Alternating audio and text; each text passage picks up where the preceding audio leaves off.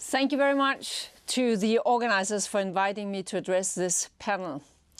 The photovoltaic sector is definitely one of the most dynamic in the world. However, despite the impressive growth, I am aware that all is not rosy. The crisis, as well as policy shifts in terms of support schemes in certain member states, have posed challenges to the sector in recent times. This said, I'm very confident on behalf of the sector because photovoltaic energy has the market fundamentals on its side. Why?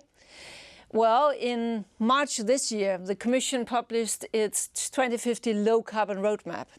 It shows that achieving the necessary CO2 reductions requires moving towards a full decarbonization of electricity production by the middle of this century.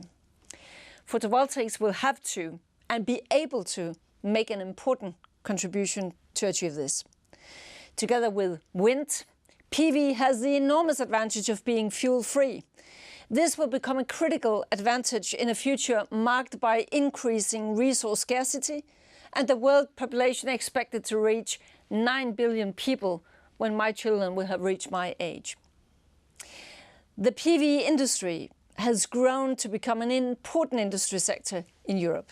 However, in recent years, rapid growth in PV production capacity was observed mainly in China and in Taiwan, which now these two countries account for more than 50% of worldwide PV production.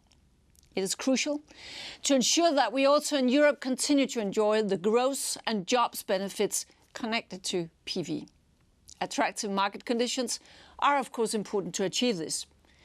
Europe cannot compete on all parameters, but one very important thing we can do is to create certainty about the regional demand for the products in the foreseeable future.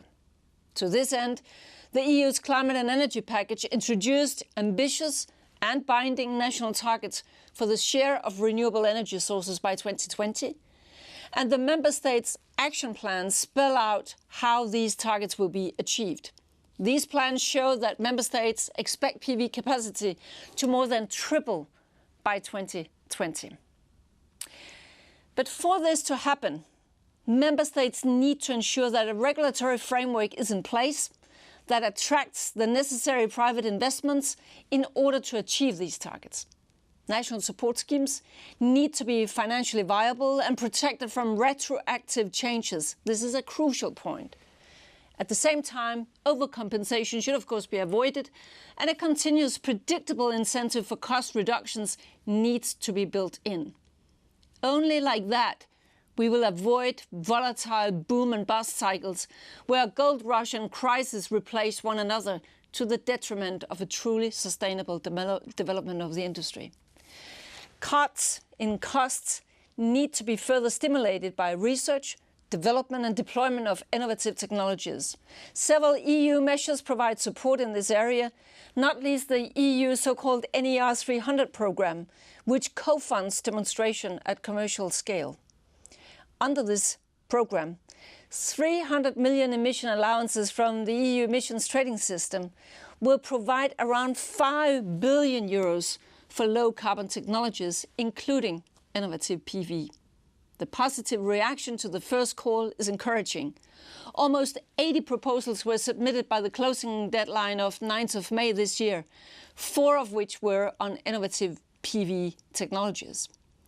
But maybe it's also time to look beyond 2020.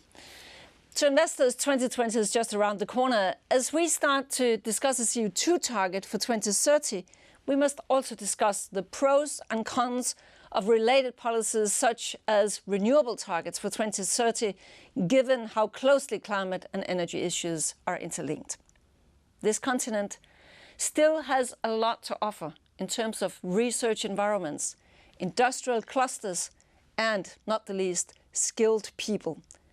Having the collective ambition of turning Europe into the most climate-friendly region of the world will ensure that we, as Europeans, challenge ourselves enough to preserve and develop these qualities and skills. And by doing that, we can also preserve the markets for us to take. Thank you for your attention, and I wish you a very good debate.